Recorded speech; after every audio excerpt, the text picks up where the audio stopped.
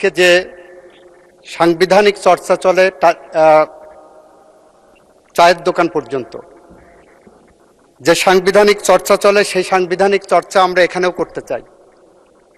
সেই চর্চার অংশ হিসাবে ইতিমধ্যেই আমি এবং আমাদের মাননীয় স্বরাষ্ট্রমন্ত্রী এই সংসদে উপস্থাপন করেছিলেন যে আমরা একটি সংসদীয় বিশেষ কমিটি করতে চাই, যেটা সংবিধান সংশোধন সম্পর্কিত বিশেষ কমিটি আমাদের রুল 266 অনুসারে। সেই কমিটির বিষয়ে আমরা 12 জনের নাম তালিকা ঠিক করেছি, যেখানে বিএনপি আছে, যেখানে গণ অধিকার পরিষদ আছে, যেখানে গণসংহতি আছে, যেখানে বাংলাদেশ জাতীয় পার্টিও আছে এবং স্বতন্ত্র সদস্যদেরকেও রাখা হয়েছে। 12 জনের একটি তালিকা আমরা করেছি। আমরা প্রত্যাশা করি মাননীয় বিরোধী দলের পক্ষ থেকে যদি আমি পার্সেন্টেজ হিসাবে যাই 26% আসে, সেখানে আমরা ওনাদের পক্ষ থেকে 5 জনের নাম চাচ্ছি। এখানে 12 জনের মধ্যে বিএনপি 7 জন দিয়েছে, 5 জন অন্য দলের থেকে দেওয়া হয়েছে এবং ওনাদের পক্ষ থেকে যদি 5 জনকে দেওয়া হয় তাহলে এই কমিটির সংক্রান্ত বিষয় আমরা আগামীকাল উপস্থাপন করতে চাই।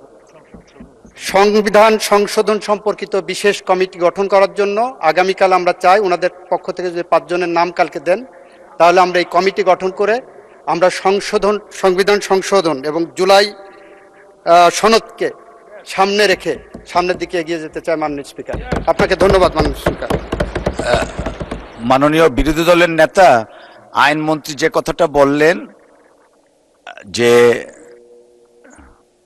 বিএনপি থেকে 7 জন আর অন্যান্য সংগঠন থেকে 5 জন, এই 12 জনের একটা তালিকা ট্রেজারি বেঞ্চ থেকে মোরলেস প্রস্তুত করেছেন। আপনাদের অপোজিশন থেকে 5 জনের তালিকা চাচ্ছেন। সো এই 17 জন নিয়ে ওনারা যে বিশেষ কমিটিটা করবেন, তো দয়া করে যদি আপনি আপনাদের 5 জনের তালিকাটা দেন তাহলে হয়তো কমিটি গঠন প্রক্রিয়াটা এগিয়ে যাবে। ধন্যবাদ আপনাকে। মাননীয় বিরোধী দলীয় নেতার মাইক দিবেন প্লিজ। মাননীয় স্পিকার, ধন্যবাদ আপনাকে। এই বিষয়টা নিয়ে মাননীয় চিফ হুইপও আমার সাথে কথা বলেছেন এবং উনি যথারীতি সংসদ নেতার সালাম নিয়েই কথা বলেছেন।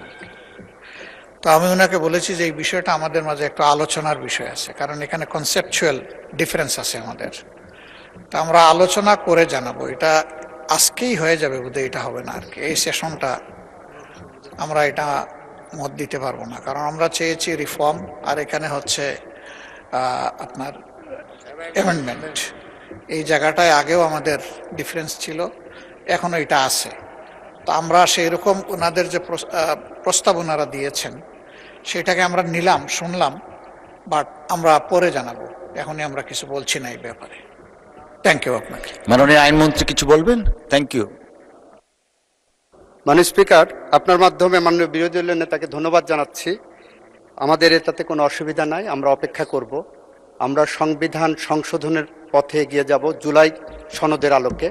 সুতরাং আমাদের যদি এর জন্য অপেক্ষা করতে হয়, আমাদের পরবর্তী সেশন পর্যন্ত অপেক্ষা করতে কোনো অসুবিধা হবে না। আপনাকে ধন্যবাদ মাননীয় স্পিকার। ধন্যবাদ মাননীয় আইনমন্ত্রী, ধন্যবাদ মাননীয় বিরোধী দলীয় নেতা। তাহলে সংসদে সিদ্ধান্তে উপনীত হচ্ছে যে ট্রেজারি বেঞ্চ থেকে 12 জনের সদস্য প্রস্তুত আছে এবং বিরোধী দল থেকে 5 জনের নাম বা এই সম্পর্কিত বিষয়ে আলোচনার মাধ্যমে একটা